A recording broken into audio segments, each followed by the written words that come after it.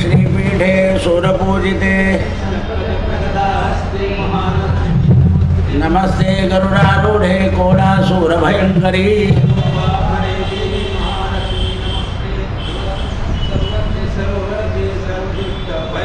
सर्वदुःखहरे देवी महालक्ष्मीर्नमोऽस्तुते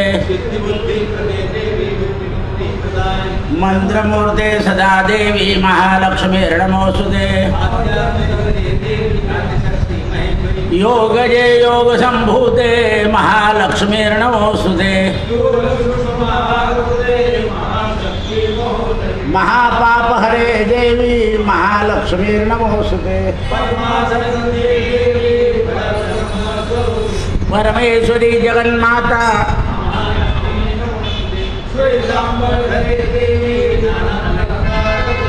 जगस्थिते जगन्माता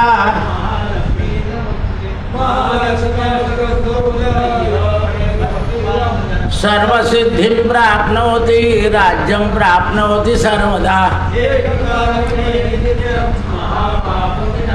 द्विकालय पठे नित्यं त्रिकालय पठे नित्यं महालक्ष्मीर्भवे नित्यं प्रसन्न वरदा शुभा प्रसन्न रक्ष रक्ष जगन्माता देवी मंगल चंडिके हर्ष मंगल दक्षे च हर्ष मंगलदायिके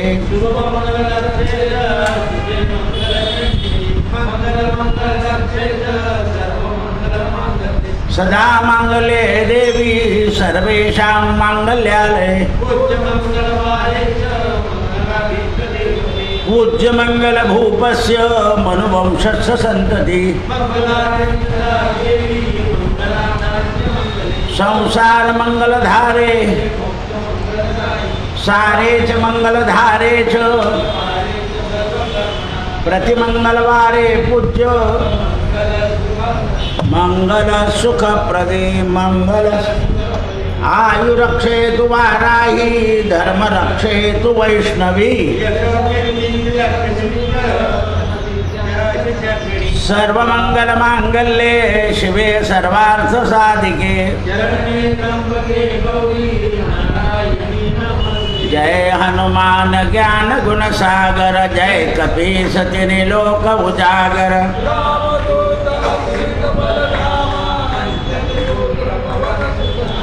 महावीर विक्रम बजरंगी कुमति निवार सुमति के संगी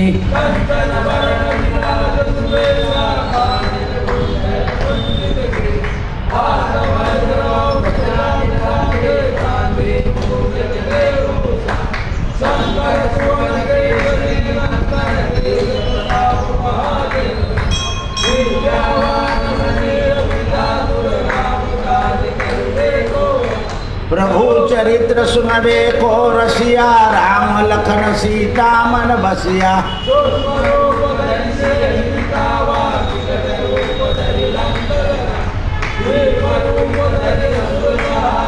रामचंद्र के काज सवारे लाय सजीवन लखन दियाए रघुपति की ने बहुत बड़ाई सहस बदन तुमरो जस गावे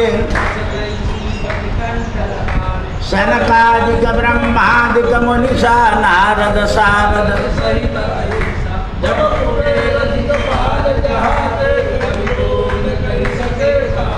तुम उपकार सुग्रीव कीना राम मिलाय राजपद दीना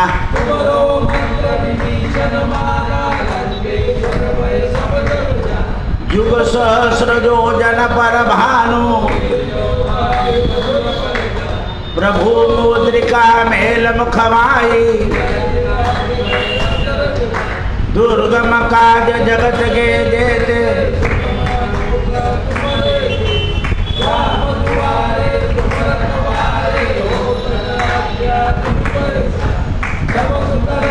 तुम्हारी शरणा तुम रक्षक काहू को डरना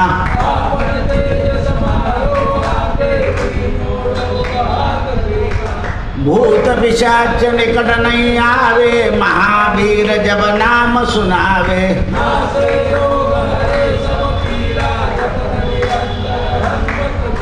संकट ते हनुमान छुड़ावे, मन क्रम वचन ध्यान दुलावे।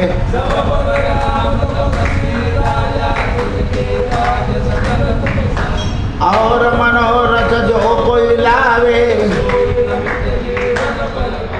चारों दूत प्रताप तुम्हारा, है प्रसिद्ध जगत उजियारा।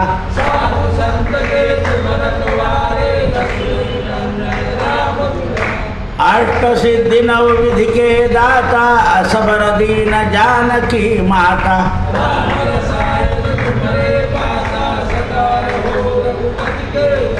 तुम्हारे भजन राम को पावे, जन्म जन्म के दुख बिसरावे। जहाँ जन्म हरि भक्त कहाई,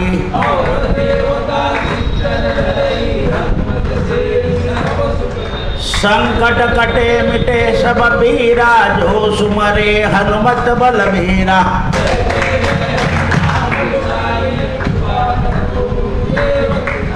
जो सत बार पाठ कर कोई, छूट ही बंदी महासुख होई।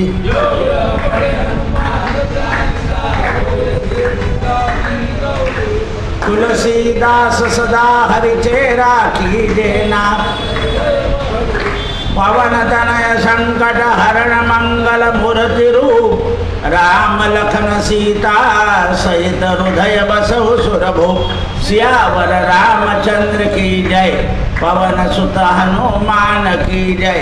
उमापति महादेव की जय, बोलो भाई सब संतन की जय।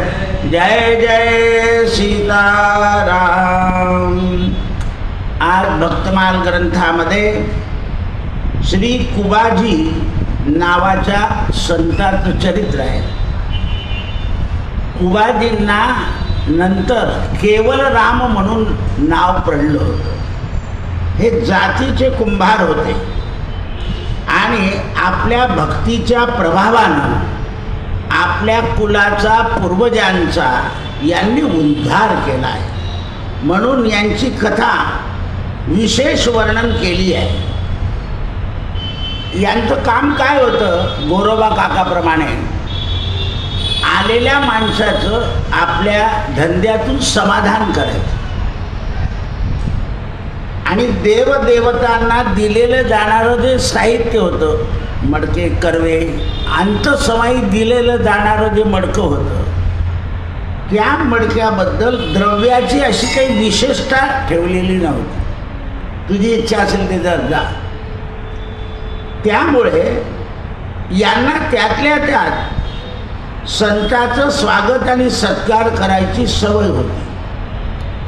आपल्या घरातला अन्नाचा आणि आपल्या कमाईतल्या धनाचा संत सेवेमध्ये उपयोग करावा अशी तीव्र इच्छा असते।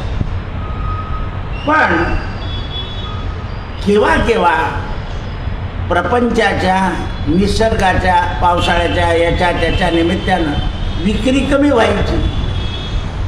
मग संत सेवेमध्ये अडथळा आला तर कोणाजवळ कर्ज घ्यायचं, ते फेडायचं। एकदा सगळ्यांनी कर्ज नाकारलं। आता शेवटी परिस्थिती असते, एका श्रीमंताकडे गेले, ते म्हणे तुला कर्ज देईल कारण तू तर फुकट घालवतो पैसे, लोकांना वाटून साधूला खाऊ घालतो ना, वाटेल तेवढं त्याला बोल। म्हणाले मला द्या तुम्ही, मी तुमचं ठेवणार नाही। म्हणे मग माझ्या दारापुढे एक जागा आहे, तिथे मला विहीर खणून दे आणि पैसे घेऊन जा। आता विहीर खणण्याचं काम सुरू केलं यांनी।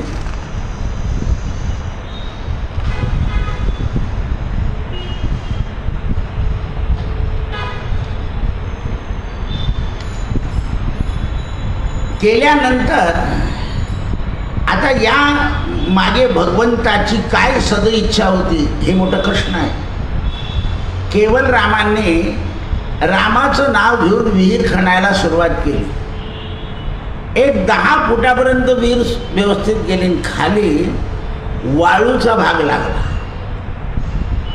वाळूचा भाग लागता लागता खंता खंता ती जी वाळू सगळी पडली आणि वरची माती याच्यामध्ये हे झाकले गेले, कुब्जाने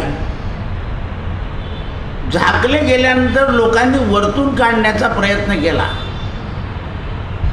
पण भरपूर माती असल्यामुळे शेवटी लोकांनी पाहिलं काय, नाहीतरी आता गेले जाईल म्हणून लोक घरी चालले गेले, किंवा जाण्याच्या ऐवजी समाधी. कोणाला एवढी बुद्धी झाली नाही की सगळी विहीर दाबून द्यावी. गावामध्ये सगळीकडे प्रचार झाला की केवळ रामजी हे मातीमध्ये दाबले गेले. जे जे लोक त्यांच्यापासून घेतलेल्या वस्तूचं प्रेम, त्यामुळे ते त्यांचं नाव घेत राहिले. एक दिवशी सकाळीच काही गावातले 10-15 लोक तिकडच्या रस्त्याने चालले होते, तर खालून श्रीराम श्रीराम अरे आवाज येतोय. पुन्हा गाव गोळा झालं, माती काढायला सुरुवात केली, तर नाम संकीर्तनाच्या ध्वनीनं केवळ रामजी हे असे उलटे पडलेले होते आणि त्यांच्याजवळ दोन्ही बाजूने 2 दगड आलेले होते असे, आणि यांचं डोकं त्याच्यावर माती, तेवढी श्वास घ्यायला जागा होती. हे राम उच्चार करत होते. सगळ्यांनी माती काढली आणि यांना वरती काढलं. म्हणून त्या दिवसापासून त्यांचं नाव लोकांनी केवळ रामजी असं ठेवलं, कारण भगवंताची कृपा त्यांच्यावर झाली आणि त्यांच्या मनामध्ये आणि जनतेच्या मनामध्ये एक विशेष प्रेम निर्माण झालं. मग अशा प्रकारे चालत असताना पुन्हा यांनी बाहेर आले, आपला व्यवसाय सुरू केला. आता मात्र गावामध्ये प्रतिष्ठा मिळाली आणि कोणीही यांच्या संत पूजेला अभेरलं नाही. एकदा एक महात्मा यांच्या गावामध्ये आले, ते जयपूरहून आले होते आणि येताना रामाची अतिशय सुंदर मूर्ती यांच्याजवळ होती. या महात्म्यांजवळ कुठेतरी एक चांगलं गाव पाहू आणि ही रामाची मूर्तीची प्राणप्रतिष्ठा करू अशी त्या महात्म्याच्या मनात इच्छा होती. आता हे जेव्हा यांच्या घरी आले, गावात विचारलं बा कोण संत सेवा करणारा कोणी आहे का या गावात? म्हणजे आमचे केवलराम आहेच. यांनी शब्द ऐकला की नाव आहे केवलराम यांच्या घरी. आल्यानंतर यांनी आपलं संताची पाय धुणं, पूजावरणी गंध लावणं सगळं केलं आणि त्यांनी आपलं सामान काढलं की मूर्ती रामाची पाहिली. केवळ राम आणि रामाची मूर्ती यांचं केंद्रीयकरण झालं. ते इतके आकर्षले गेले त्या मूर्तीकडे की ही मूर्ती आपल्याच घरी राहिली पाहिजे असं ठेवून, भावना ठेवून संतांची सेवा करायला लागले. संतांची सेवा करायला लागले आणि त्यावेळेस संतांनी 2-3 दिवस मुक्काम केला आणि सांगितलं महाराज आणखीन 2-4 दिवस राहा. म्हणाले काय का? तर म्हणे रामाच्या रूपावर माझं मन आकर्षित झालं. महात्मा रात्री झोपले, मला कुठे नेऊ नको, इथे ठेवून दे. महात्मा सकाळी उठले, केवल रामजी उठो. बोले क्या? भगवान तुम्हारे यहाँ रहने वाले हम चले. महात्म्याने रामाला ठेवलं आणि महात्मा अरे महाराज कुछ भोजन करो. नहीं, हम 4 दिन रहे लो, फंस गए. अब राम जी फंसे, हम नहीं फंसेंगे. राम जी फसले म्हणे इथे, आम्ही नाही फसलो. यांना आनंद झाला, पण संत सेवा कमी पडली म्हणून रडायला लागले. तेवढ्या वेळात रामाने दुसऱ्या संताचं रूप घेतलं, त्यांच्या घरी आल्या. त्यांना पाहिलं आणि मूर्तीकडे पाहिलं. अशी झलक एकच दिवसाची. पूजा झाली, सगळं झालं, दूध दिलं, फळं दिलं. मी फलाहारी बाबा आहे म्हणे. देवही खोटं बोलले, कारण देवाचं अन्न खायचं नाही देवाला. देवाला नैवेद्य असतो, पण देव अन्न नाही खात.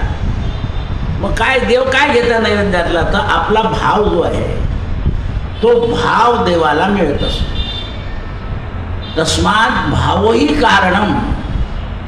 देवाच्या बाबतीत भाव हा कारण आहे, आणि भाव ज्याचे गाठी त्यास देव उठा उठी.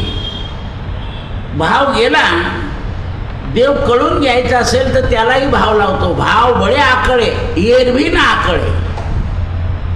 म्हणून देवाने घेतलं, आणि त्या दिवसापासून संत पूजेबद्दल असं समाधान करून दिलं त्याचं की बस.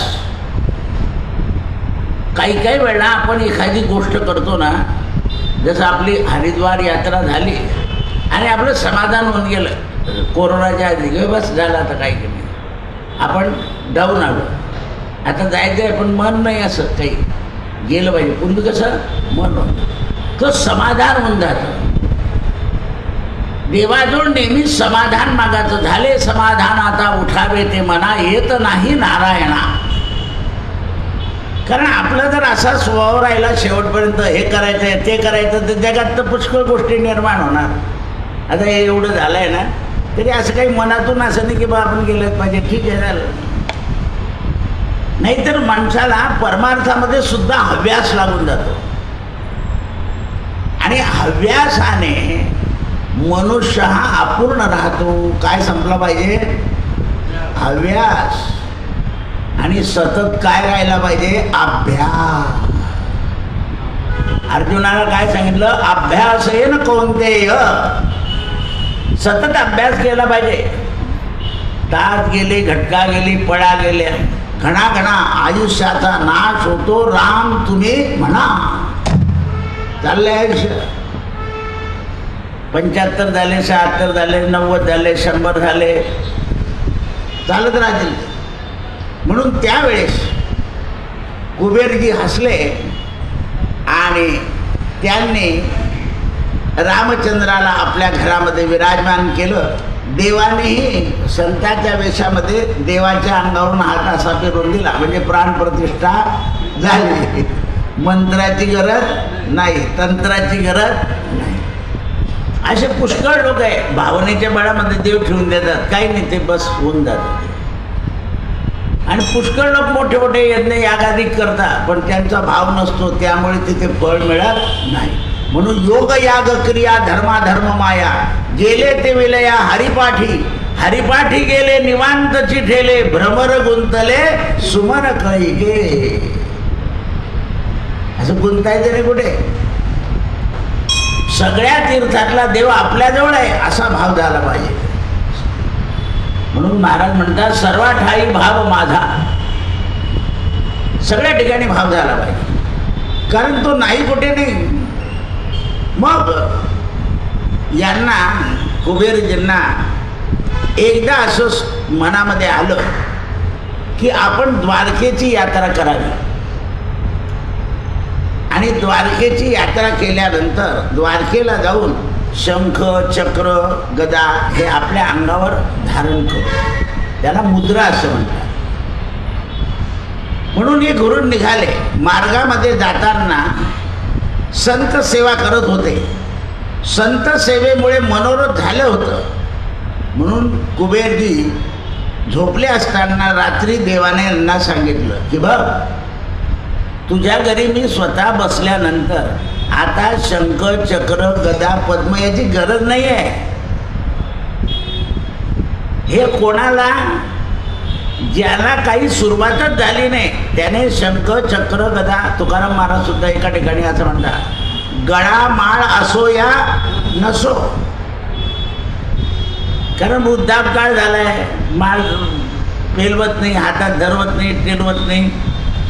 सकाळी ते अण्णा जप करत होते ना, त्या माळ्याचा मेरू म्हणून निघून गेला.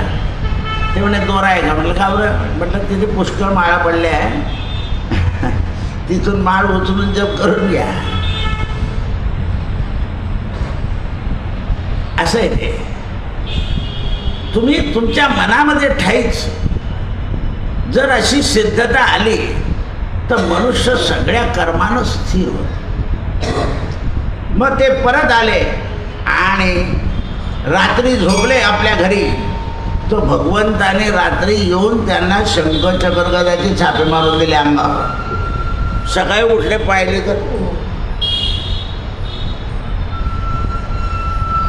म्हणून या संतांचे स्वप्न सुद्धा स्वप्न नसते, प्रत्यक्षात जागृती असते. कारण झोपलेल्या अवस्थेत देवाने कसं मारलं असेल, उठवलं तर असेलच, इकडे माराला, इकडे माराला, तिकडे माराला. त्यावेळेस संतांच्या द्वारानं आतापर्यंत ज्या कथा ऐकल्या होत्या की द्वारकेला गोमती नावाचं तीर्थ आहे आणि गोमती नावाची नदी समुद्राला मिळालेली आहे आणि तिथलं चक्र तीर्थ माणसाचं जन्म मरणाचं चक्र चुकवतं. आता मध्ये या लोकांनी काय केलं, इतकं प्रसिद्धी नव्हती त्या चक्राला बरं, म्हणजे ठराविकच संतांना माहीत होते. आता लोक तिकडून चक्र घेऊन येतात आणि इकडे आज अमुक दिवस आहे, एवढे शंकराला वा, म्हणजे तुमचं सगळं घरातलं चक्र सुधरून जाईल. त्यामुळे जो तो ते गोमती चक्राची विक्री करून टाकली. हे युग असं आहे आणि लोकही हव्यासाच्या मागे लागून जातात. आपण जायचं गोमती चक्रामध्ये, बुडी मारायची, आधी स्नान करायचं, बुडी मारायची, मग तिथून चक्र उचलायचं. असं आहे. हे व्यापाऱ्यांनी लगेच जाऊन टाकलं, हे चक्र येतं पाहिजे, ते महादेवाच्या मंदिरात पुष्कळ पडलेले असतात. तर ह्या ज्या सगळ्या गोष्टी आहे ना, याचा व्यापार करू नका. याचा काय करू नका, व्यापार नका करू. कारण त्याला व्यापार रूप दिलं की त्याचं स्वरूप जे आहे ते नष्ट. मनुष्य हव्यासाकरता ज्या गोष्टी करतो त्या हव्यासानं त्याची फलाची प्राप्ती होत नाही. म्हणून यांनी तो संगम डोळ्यानं स्वप्नामध्ये पाहिला, देवाने दाखवला आणि गोमती चक्र त्यांच्या हातात आलं. आता मात्र असं झालं की आपण हे जर सगळं संत सेवेनं मिळतंय आपल्याला. राम येऊन गेले, हातावर शंखचक्र येऊन गेले, हातात चक्र आलं. आता हे जर नुसत्या सेवेनं प्राप्त होत आहे तर मग आता काय करायचं. आता फक्त संत सेवेबद्दल आदर ठेवायचा आणि शेवटपर्यंत संत सेवा करायची. या कुबेरजींच्या वागण्यामुळं यांना अनेक लोक यांचे शिष्य व्हायला तयार झाले. यांनी सांगितलं नाही, हे रामजी आहे, यांच्या समोर बसा, रामजी तुम्हाला मंत्र देतील, मंत्र द्यायचं माझं काम नाही. कोणावर सोपवली, म्हणजे देवाने प्रतिष्ठा देण्याचा प्रयत्न केला की याला आता सिद्ध बनवायचं. म्हणे नाही, रामाच्या समोर बसा, कारण राम कल्पवृक्ष आहे. म्हणे माझ्या जसं मनोकामना पूर्ण केल्या तशा तो तुमच्या करेल. हा राम कल्पवृक्षाणाम विराम सकलापदाम अभिराम श्रीलोकानाम. मी असे काही लोक पाहिले की सुरुवातीला आले की ते देवाचं दर्शन वगैरे करायचे. आता सगळं अनुकूल झाल्यामुळे फक्त मला विचारून घेताना रस्ता धरून घेतं, म्हणजे वरती पण चढत नाही. लगेच लक्षात येतं की याचं संतत्व जे ध्येय तत्व आहे ते संपलेलं आहे. कारण ईश्वराची उपासना ज्या ठिकाणी होते त्या उपासनेनं किंवा त्या वैदिक मंत्राच्या द्वारानं जेव्हा जेव्हा आपण देवाच्या समोर जातो त्यावेळेला त्या मंत्र सामर्थ्याच्या योगानं आपल्या बुद्धीच्या ठिकाणी असलेले दुर्गुण नष्ट होतात. दर्शने दोष नाशते. तुम्हाला किती का घाईत काम असेल ना, आल्यावर दर्शन केलंच पाहिजे. आल्यावर वेळ असेल तर क्रमाने दर्शन करा, नाही तर नुसतं रामाचं दर्शन घेऊन सुद्धा निघता येईल. तर अनेक शिष्यांना संत महिमा सांगितला की हे तुम्हाला सगळं करता येईल, पण रामाची जर दृढ भक्ती करायची असेल तुम्हाला तर तुम्हाला माता पिता आणि संत सेवा ह्या 2-3 गोष्टी केल्या पाहिजे. संत सेवेचा महिमा अपार आहे असं त्यांनी सांगितलं. त्यांच्याकडे साधू संत यायला लागले. एक दिवशी यांची पत्नी जी होती हिला त्यांनी हाक मारलं की संत आले आहे, स्वयंपाक कर. आता बा घरामध्ये सुद्धा कसं विघ्न येतं संताच्या, बा मोठं कठीण गोष्ट आहे. त्या पत्नीने रोजच संत येणार होते, म्हणजे एखाद दिवशी बाईला कंटाळा येणारच. म्हणाले मी स्वयंपाक करून करून थकली आहे, आता तुम्ही स्वतः चूलबुल पेटवा, त्यावर मी येते. आतापर्यंत पतीला काही सांगत नव्हते ती, आणि म्हणून माणसाने थोडी घरात मदत केली. तुमचं काही काम नाही आता मदत करत आहे, डब्बा आला की खाल्ला की पालथा करत आहे, दुसरं काहीच काम नाही. त्यांच्याकडे काय पाहता, त्यांच्याकडे पाहू नका, आपलं आपलं पहा. तर यांना ऐकू आलं, अरे हे चूलबिल पेटवायला लागले. तेवढ्यात त्या बाईचा भाऊ आला. भाऊ आल्यावर बाई उठली, तुम्हाला तर अनुभव आहे चांगला, सगळं विसरून जाते बाई. रात्रीच सांगितलं मी कथेमध्ये, मला कथेमध्ये भगिनीचं वर्णन का करून सांगत होतं तुम्हाला माहिती का, आमच्या ताईचं आता वर्ष श्राद्ध आहेत, परवा उद्याच, म्हणून तिच्या नावाने कीर्तन करून टाकलं मी काल. असं आहे, कारण हे तर होईल, पण हे केव्हा होईल कोणाच्याच लक्षात आलं नाही ते, की मी बरोबर ते संदर्भ आणले तिथे. कारण कोणी बहीण असो ती रडते ना, तर धनाकरता रडत नाही. आपण काय म्हणतो, तुला काही पाहिजे असेल, नाही, ती म्हणते तू चालला, म्हणजे भावाला जावं लागतं, त्याला तिला सोडावं लागतं हे माहिती आहे तिला, पण त्याच्यात जाण्याचं दुःख होऊन अश्रू येतात, असं दुसऱ्या ठिकाणी नाही येत. चाललाय ना तू आता, आणखीन एखादी वेळ म्हणते मग आणखीन 1 तास आणला, मग बसून जातो भाऊ, आणि तिच्या इच्छा करता 1 तासाने निघून जातो. थोड्या वेळाने तीच म्हणते नाही भाऊ तुला लवकर पोहोचलं पाहिजे, म्हणजे 2 मिनिटात समाधान होऊन जातं की हा थांबला. ही गोष्ट दुसऱ्या ठिकाणी कुठेच होत नाही. त्याचं कारण आहे ना, तो स्नेह आहे ना, एकाच्या एक पाठीमागचे आहे ना. ते बहीण मोठी असते किंवा भाऊ लहान असतो, एकामेकाच्या पाठीमागचे आहे, एवढा स्नेह असतो. म्हणून ते म्हणतात माझी तब्येत ठीक नाही, तो भाऊ आला, भाऊ आल्याबरोबर ही उठली, तिने खीर बनवली भावाकरता, संतान करता नुसत्याच दशम्या केल्या. हा मोठा हुशार होता. याने पाहिलं, अगं म्हणजे ते विहिरीवर जाऊन पाणी घेऊन आहे ना, संतांना पाणी पाजायचं, ती जोपर्यंत विहिरीवर गेली तोपर्यंत हिच्या भावाची खीर साधू लोकांना वाढून दिली.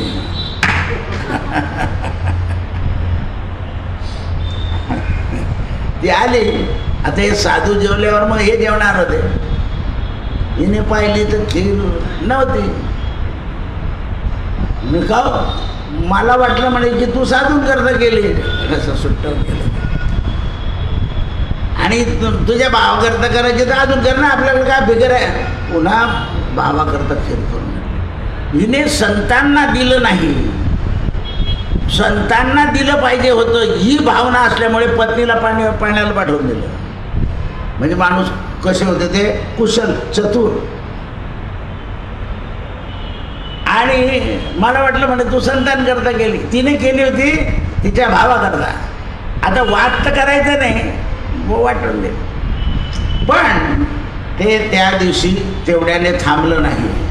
साधूंनी खीर खाल्लं म्हणून या बाईला फार दुःख झालं, ती उदास झाली आणि आपल्या भावाला सांगितलं अशा माणसाचा तिरस्कार करते, अशा दुःखात बुडून मी मरणार नाही. प्रसंग उद्भवला. तुकाराम महाराज म्हणताना बरे झाले देवा दिवाळी निघाले, हे म्हणे बरं झालं, माझ्या घरामध्ये भेद नको होता, आता भेद चालला. शेवटी भावानं बहिणीचं ऐकलं आणि आपल्या बहिणीला घेऊन गेला. श्री संत सेवेतून विनमुख झाली हे त्यांच्या लक्षात आलं. की संतांना हिची सेवा नको आहे असं तत्व जाणलं आणि गेली तर जा. इकडून घरातून निघावून गेल्यानंतर माहेरी राहिली. हिच्या भावानं तिचं दुसरं लग्न करून दिलं. तिथे गेल्यानंतर तिला एक मुलगा एक मुलगी झाली, पण कालानंतर अकाल पडला. अकाल पडल्यानंतर ती भावाकडे गेली. भावाने तिला थारा दिला. अकालच होता म्हणून फिरत फिरत 2 मुलं घेऊन ती यांच्याकडे आली. अकाल पडलाय, खायला काही नाही. यांच्याकडे अकाल नव्हता, यांच्या भागामध्ये अकाल नव्हता, त्यामुळे खाण्याची समृद्धी होती. पण हे संत जोपर्यंत लोक येत आहे, साधू लोक, त्या साधू संतांचा मान राखत भोजन घालत ही आली लहान मुलांना घेऊन. तर यांची अवस्था किती पुढे गेलेली होती बघा. तुला खायला नाही, तुझ्या मुलांना खायला नाही ना, एक बाहेर झोपडीत राहा. ही सगळी संत येण्याच्या आधी झाडझूड कर. संत जेवण झाले की तू आणि तुझ्या मुलांनी जेवण कर, पण घरात प्रवेश नाही. असं अन्नदान होऊ लागलं. त्यावेळेला त्यांच्या मनामध्ये दया होती, कारण दया धर्म का मूल आहे, म्हणून पालन केलं, पण स्वीकार नाही केला. कारण संकटामध्ये कोणालाही मदत केली पाहिजे. मग ते जर आपली पूर्वी स्त्री होती, आता संकट आलंय तर मदत करणं हा धर्म झाला. टी व्हीवर लोक सांगतात ना रोज की उद्या तुम्ही एका गरीबाला दान देऊन टाकणार पैसे. दान गरीबाला नाही होत, तो धर्म आहे. कारण आपण दिलेली मदत त्याने पिऊन घालवायची नाही. अरे त्याने जर तुम्ही त्याला दिले आणि तो प्यायला तर ते दान नाही होणार. ते म्हणून गरीबाला धर्म करायचा आहे. आणि दान सत्पात्र दानम, व्यसनी जावाई असेल तर त्याला मदत दिलेली दान होणार. असं आहे ते, ती मदत आहे, धर्म आहे. तो दानात पात्र नाही आहे ना, अपात्र आहे.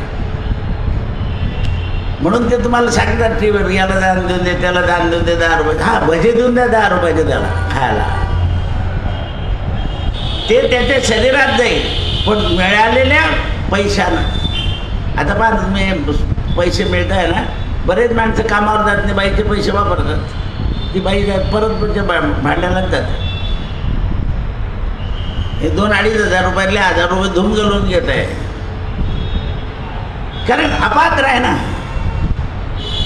अपात्र मनुष्य दानास पात्र नाही होत, पात्रच दानास पात्र होत. म्हणून पाझरणारा माठ भरून ठेवला तर पाणी प्यायला मिळणार नाही, कारण पाझरून जातं ते. तसं आहे ते. म्हणून त्यावेळेस यांनी तिचा सांभाळ केला. आणि ज्या वेळेला सुकाळ आला त्यावेळेला तिला सांगितलं की जा आता तुझ्या घरी. पण जाताना जर तुला सुखाने राहायचं असेल तर संत सेवा करत जा घरी, असा उपदेश दिला आणि परत पाठवला. कारण स्नेहामध्ये अटकलेले नाही. काय झालं, संत सेवेमुळे स्नेह अटकला. अपकीर्ती झाली, बाबा पत्नी सोडून गेली वगैरे वगैरे, ठीक आहे, ते त्याच्याबद्दल काही दुःख नाही केलं. पण साधू संतांच्या सेवेमध्ये स्वतः लागले. त्यांनी देवाला, रामाला प्रार्थना केली की देवा, माझ्या शरीराकडून काही होत नव्हतं, मी रोज फक्त हुकूम करत होतो स्वयंपाक करायचा.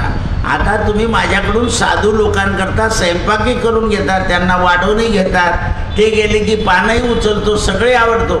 म्हणजे माझं पूर्ण आयुष्य संत सेवेत तुम्ही मार्गाला घातलं.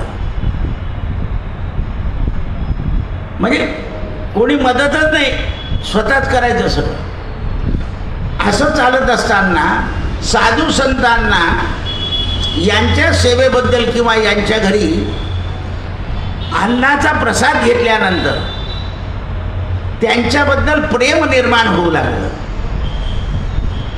आणि प्रेम निर्माण झाल्यानंतर सेवेमध्ये वृद्धी होऊ लागली. आणि हे ज्याला ज्याला सांगतील त्याचे त्याचे कामं होऊ लागले. आणि त्यावेळेस त्यांच्या मनात आलं की ज्या वेळेला रामचंद्राने स्त्रीचा त्याग केला त्यावेळेला सीताबाईनं वनवासी रूप धारण केलं होतं. अंगावर वस्त्र आणि जसे दागिने होते ना आईसाहेबांच्या अंगावर अयोध्येत तसे वाल्मिकांच्या घरी पुष्पाच्या माळा बांधल्या अंगाला, उदास नाही राहिल्या.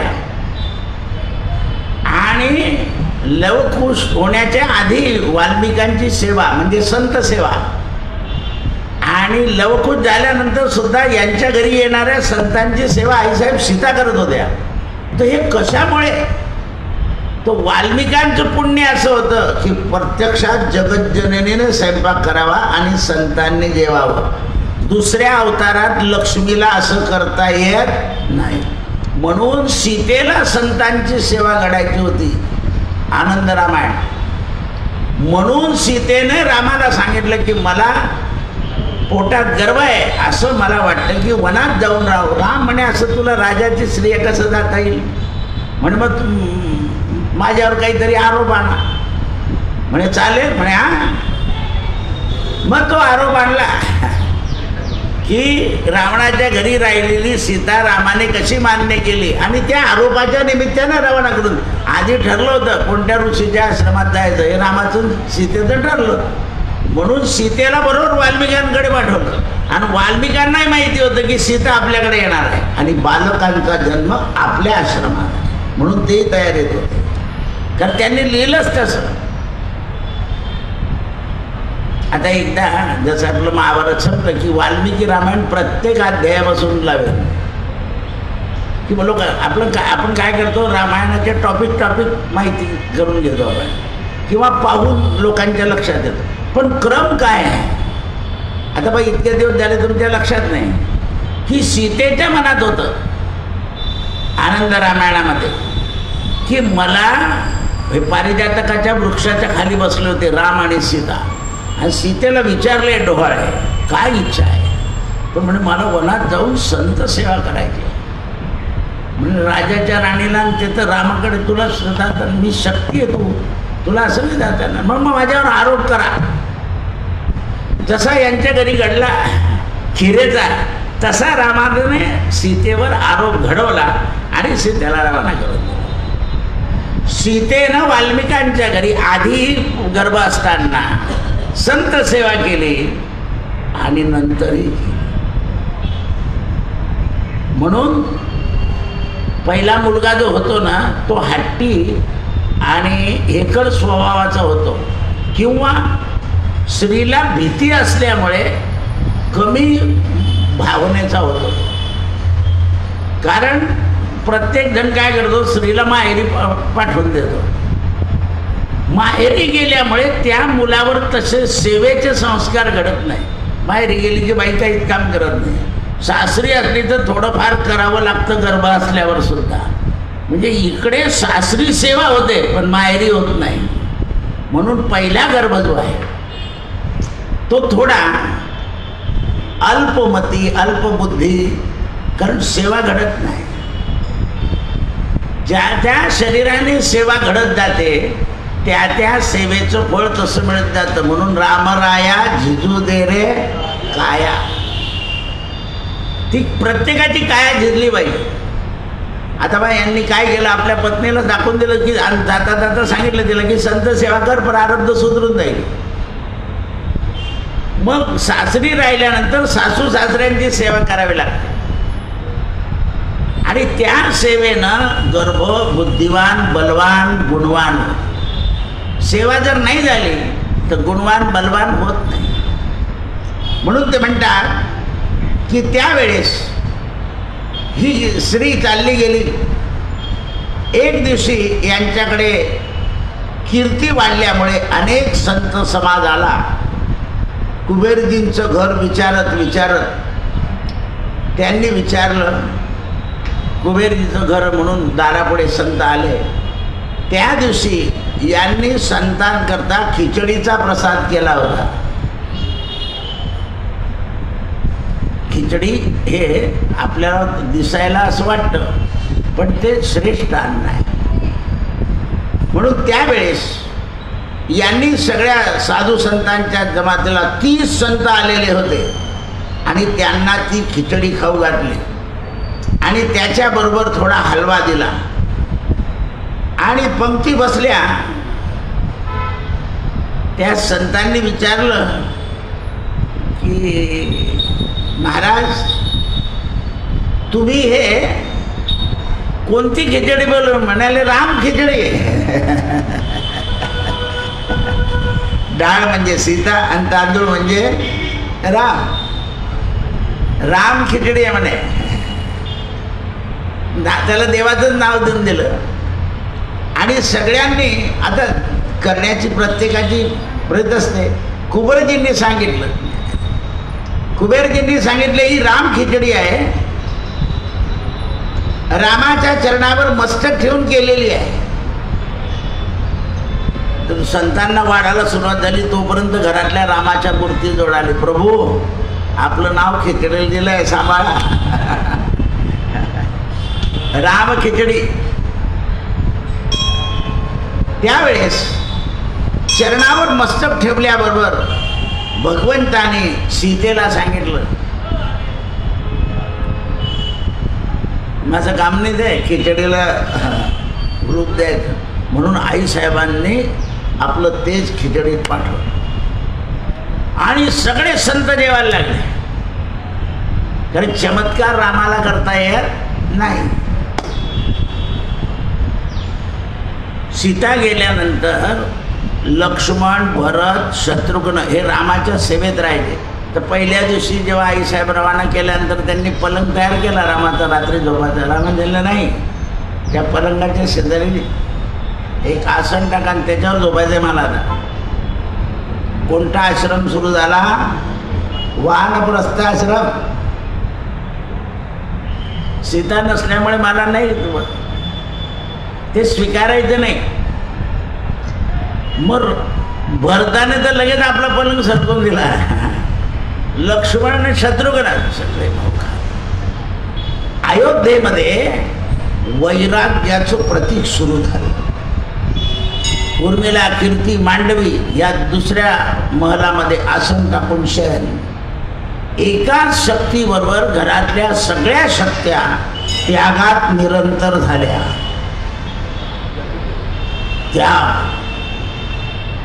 जीवन संपलं. कारण रामाने सगळ्यांना अनुग्रह देऊन टाकलेला होता. अनुग्रहानंतर अयोध्येमधल्या या 4 भावांच्या आणि ज्यांनी ज्यांनी अनुग्रह घेतला त्यांनी आपलं आचरण रामाप्रमाणे केलं म्हणून त्याला सदाचरण नाव पडलं. जे सांगितलंय ते आचरण, राम जे आचरताय ते. आणि असा त्यांनी आचार बनवला म्हणून रामा निजधामाला जाताना सगळे बरोबर गेले. आचार सुधारल्याशिवाय विचार सुधरत नाही आणि विचाराशिवाय निजधाम नाही.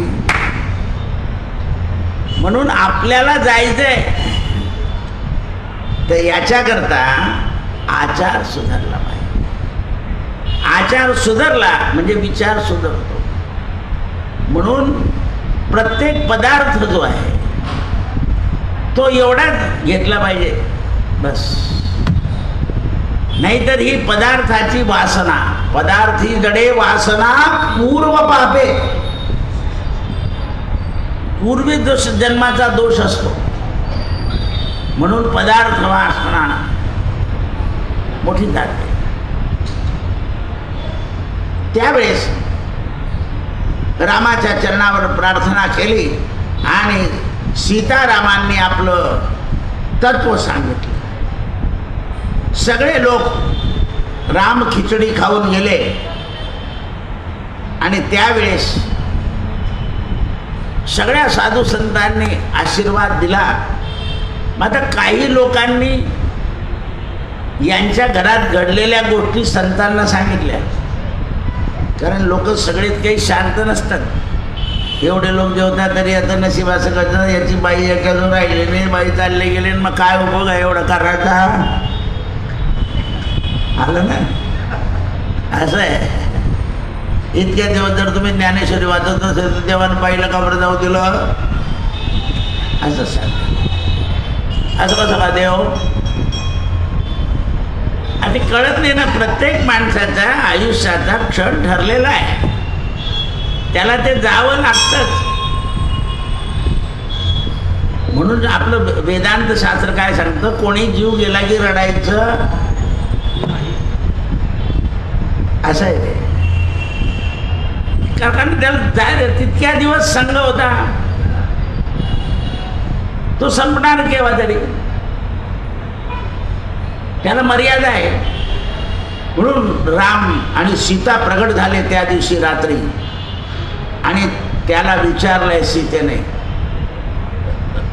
ऋषीला की स्त्रीचा त्याग झालाय, काही मनामध्ये मोह आहे का? म्हणे आईसाहेब, त्याग मी केला नाही, भगवंताने करून घेतला.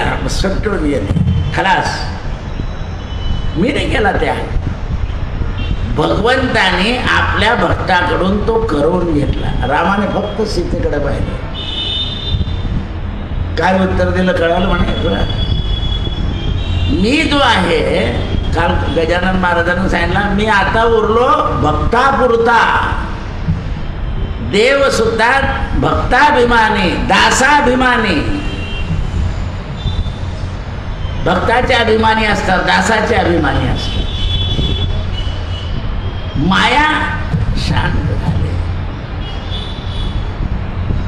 आणि मग रामाने विचारलं की काय पाहिजे तू बोल. म्हणे देवा पाहिजे काही नको. म्हणजे काय, माझा शेवटचा दिवस येईपर्यंत संत सेवा करून हा देह पडला बस. गुणगाई ना आवडी, मला काही नको आहे. रामाने परत सीतेकडे पाहिलं. सगळी आसक्त बुद्धी संपली. प्रसंग आले कठीण, पण ते कठीण प्रसंग शेवटचा दिवस गोड होण्याकरता मदतीला आले. त्यावेळेस संत सेवा प्रिय मला आहे, ती माझ्याकडून व्हावी. रामानं वरदान दिलं आणि राम आणि सीता अंतर्धान पावले. आणि असेच एकनिष्ठा ठेवून संतांची सेवा झाली. 12 वाजेला सगळे संत जेवले आणि एका संतांनी यांच्या हातावर प्रसाद दिला. या गोरजी इकडे या. प्रसाद, तो प्रसाद टाकला, प्रसाद आत गेला आणि संत कुंवरजी यांनी संतांसमोर देह सोडला. देव काजी जिजे देह ज्याचा, चांगल्या कार्याकरता ज्याचा देह झिजतो ती सेवा एकनिष्ठ बल झाली. म्हणून यांना श्रीरामजी संत असं सगळे लोक म्हणत होते. अशा प्रकारे याच संताच्या परिचयात एक पंडा होता मथुरेचा, त्याचं नाव होतं देवदास. हा देवदास कोलवदासचा शिष्य होता, पण त्यात कालीन जयपूरच्या राजाच्या शिवाड गावामध्ये याच्या मातेचं नाव होतं पालीबाई. आणि हे 4 भाऊ होते, नारायणदास, गोपीनाथ, कन्हैयादास, कल्याणदास. हे 4 पुत्र.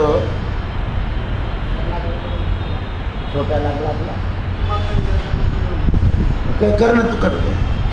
म्हणून देवीदास अशा प्रकारे हा पंडा सुद्धा संतांकडून श्रीराम प्रभूचा उपदेश धारण करून ज्या भागामध्ये आईसाहेब सीता राहिल्या होत्या वाल्मिकांच्या आश्रमामध्ये, त्या रस्त्याने गेला आणि त्या ठिकाणी जाऊन ऋषी लोकांची सेवा केली. अजूनही वाल्मिकांचा आश्रम आहे.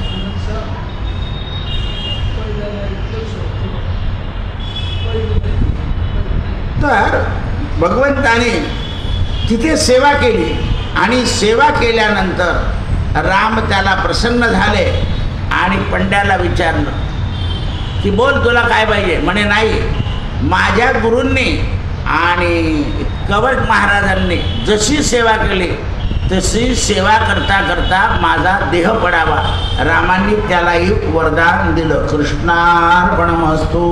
सत्यगुरु राये कृपा मज केली, परी नाही घडली सेवा.